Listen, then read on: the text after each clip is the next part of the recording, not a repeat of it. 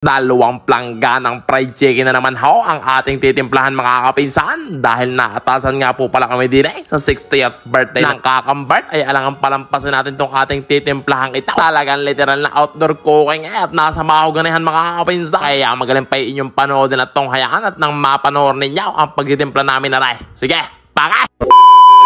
Garne, mga kapinsan, wala nyo talaga na naman hong kalat na naman ang mga ulam na manok. Naaring nga hong aming titimplahan din bilang fried chicken para 60th birthday ng kakambart at saka ni Gian. Ayan, shoutout nga po pala kay Boss Francis Aure na siya ko nga hong katulong sa paglalagay ng ulam na manok din sa planggana. Matapos ho namin yung mapatigis ay ilalagay na nga ho yan din sa planggana mga kapinsan. Pero bago nyo nga pala tuluyan panoodin tong video na to, pwede ka po muna makahingi ng like and follow sa ating Facebook page, Kapinsan TV. Maraming salamat na po agad sa mga magla-like at magfa-follow riyan. Paki-comment na rin po kay mga taga-taga saan at nang malaman ko naman po kung taga-taga saan bagang ating mga manonood. Huwag nyo na rin pong kalimutang i-share tong video ito para mas marami po ang makakita. Ayan na nga po, sa puntong kari katulong ko din po ang aking ninong dadaw at nga ho, naglalagay na nga ho ako ng asin din ng mga kapinsan.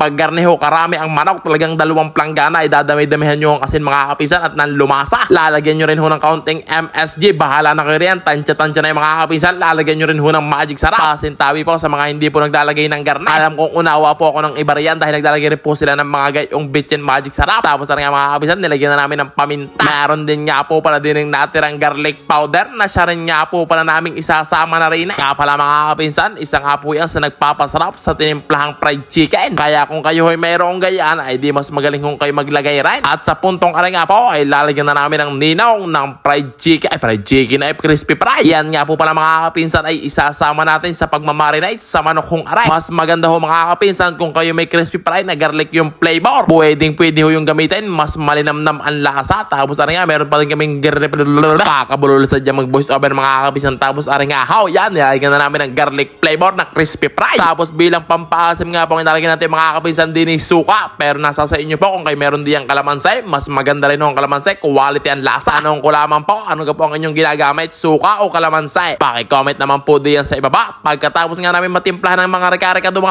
mga ingredients tayo mga kapinsan, ay nga amin ang hahaluin ng ninong dadaw. Talaga namang literal na outdoor cooking mga kapinsan. Nasa mahuganihan kami nagtitimpla. Talagang kahit kainitan na lahat, tuloy ang aming pagtitimpla na ng mga kapinsan. Tapos pag medyo kulang sa dulas ng kaunti, ay lagyan nyo pa ng suka mga kapinsan. Hindi yung masama ang maglagay ng ganyan namin na pampasarap din. Pero antay ka nga pala yung inaantay kong ginigiling na bawang mga kapinsan. Nagiling na yan. Sasamahan din nga po para natin ang giniling na bawang sa pagmamarinate yan. Ilalahat na po natin yung mga kapinsan. Pag may giniling na bawang, napakasarap sa jet, napakabangaw, quality ang magiging lasa. Tapos hahaluin lang ulit namin mga kapinsan. Kung nakaabot ka sa punto ng video ito, maraming salamat sa pagnood. Huwag mong kalimutang i-share ha. Thank you!